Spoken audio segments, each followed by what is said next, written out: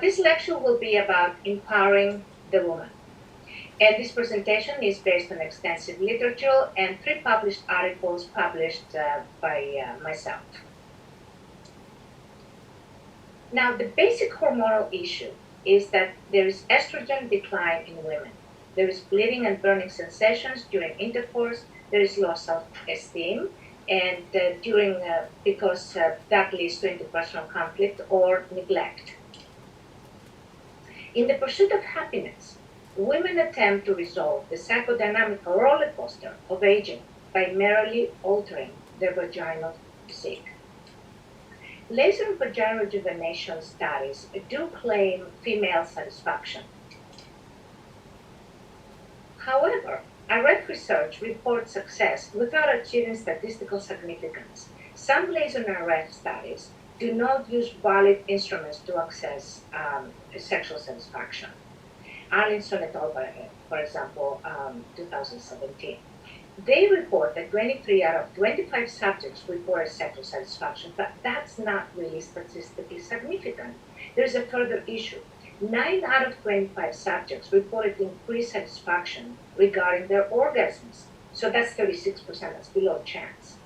And 16 out of 25 subjects reported no change, that's 64%. So how can you get a statistically significant result when 16 out of 25 subjects reported no change? There is laser studies, but there are again problems with statistical significance. So they report very high statistical significance. These studies have used the FSFI, which is a valid instrument. But however, this percentage it's only 92.9% of their subjects actually reported increased satisfaction. So I'm not understanding where they found this high percentage. Again, another study, there is a discrepancy where 85% only gained normal sexual life. And there's another problem, 26% of women who were not sexually active. How can you evaluate overall sexual satisfaction when these women are not sexually active? Other scientific research reports that focus on vaginal physique ignores age-related hormonal changes, depression and anxiety, quality of life, effects of the several hormones, about 200 known hormones, psychological dynamics, psychology is very important, the complexity of sexual desire that involves health status, central nervous system, neurotransmitters, cognition, attitudes, and so much more. And the other problem is there are side effects with laser and RF, vaginal rejuvenation. A number of federal agencies, including the FDA, have recently issued warnings against such cosmetic procedures. And the reason for that is that FDA has 46 patients that have reported pain, they have reported bladder disturbances, infections, scarring, dyspareunia. They had to get urgent care by urology, gynecology, neurology, gastroenterology. And so a lot of difficulties as a result, of course, a lot of happy patients, but some of them had very serious side effects. The most important thing that I could kind of see on these laser and RF studies is the validity and the methodological issues that they present. Primarily it's internal and external validity. And the main threat to internal validity is instrumentation. The FSFI and the FSDS, the revised version, they're short, they're straightforward, they're transparent, and they're prone to denial, poor self-awareness, or lying. Some women may be primarily concerned with satisfying their partners rather than themselves. And women may conceal the truth due to fear of disapproval, of abandonment, or because they blame themselves for their physical problems persisting despite the expensive intervention. So what we did a study. We administered the MMPI to 14 menopausal women who had vaginal rejuvenation with RF or with lasers, and they had very high scores on FSFI. And what we saw is basically what we looked at. We looked at the life scale, the depression scale, the hysteria scale. And what we saw is that there was a high correlation between the FSFI and the life scale. That revealed denial or just basically lying on the FSFI.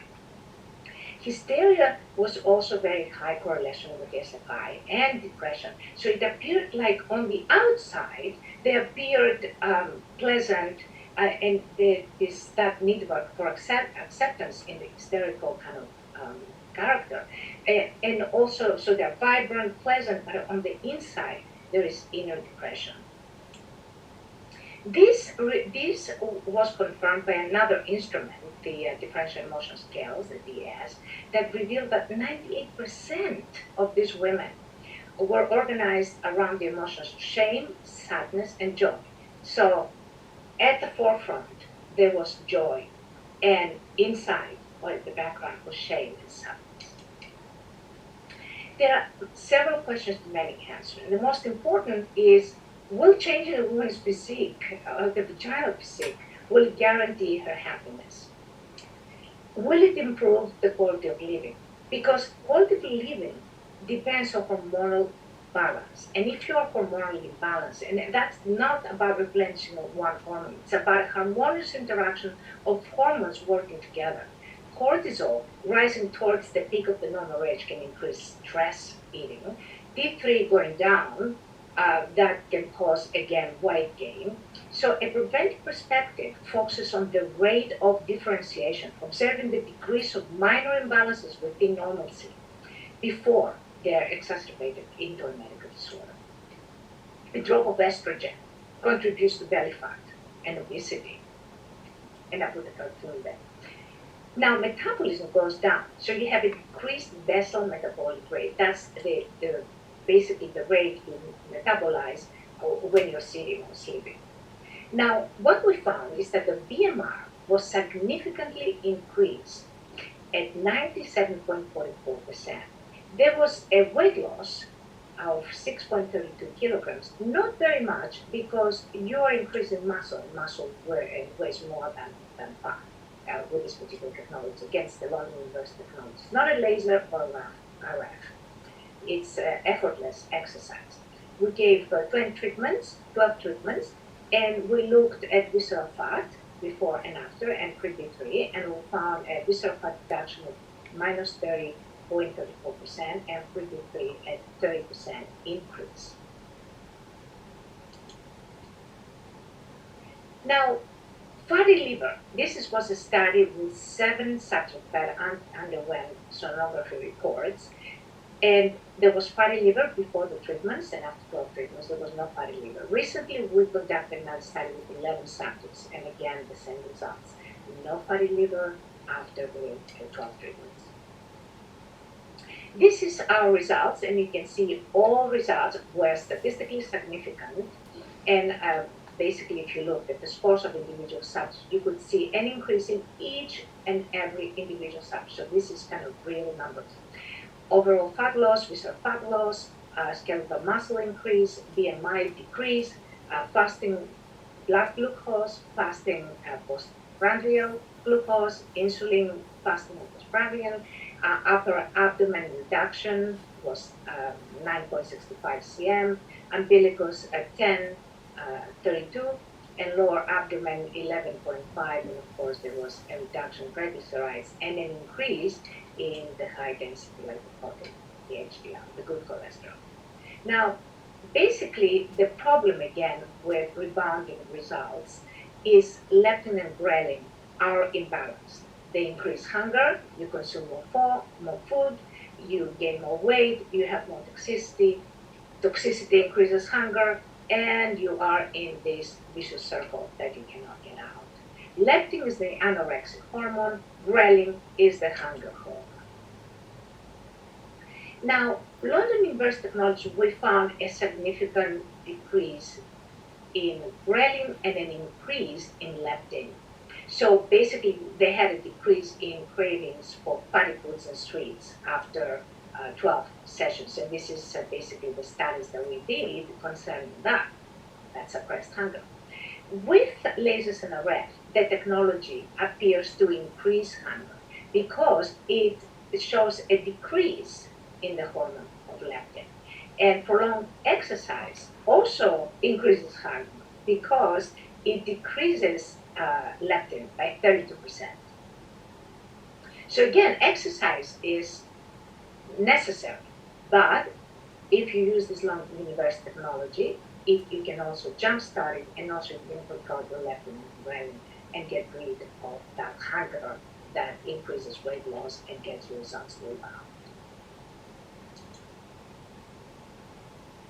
This is the actual results on ghrelin and leptin, and there was a 32.23 increase in leptin and a minus 14% in ghrelin. And we did several studies on this, and this is the results of the individual studies of the individual subjects before and after. You can see there was basically an increase in leptin in all of them and a decrease in leptin again in each. And this is another study, again, on the blood plasma of leptin and ghrelin, very similar results. This one showed us a 10.82% increase of leptin and minus 7.35 of ghrelin. Different people had different, basically, results. This is the statistical results on VLDL, triglycerides, free leptin, ghrelin, cortisol, testosterone, visceral adipose tissue, and skeletal muscle mass. There was statistical significance in all of them. Now, in the pursuit of happiness, in order to empower women, we must understand them.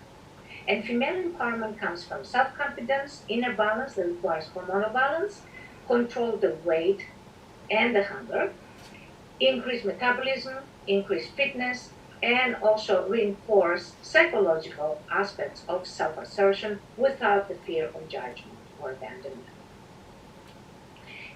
Conclusion is that women are in charge of keeping the family together, most often. Therefore, success in interpersonal relationships depend on female satisfaction, female improved quality of life. In assessing female satisfaction, so short self-report questionnaires like the FSFI may be insufficient. And therefore, you may think that your patients are very happy. However, the conclusions that you have drawn on female satisfaction may be, in fact, the false of invalid. And this is what our study basically tried to demonstrate. This, again, is our medical board. And with this, I would like to thank you very much. And if you have any questions, please email at IELLIOS.com, science@IELLIOS.com. Thank you very much.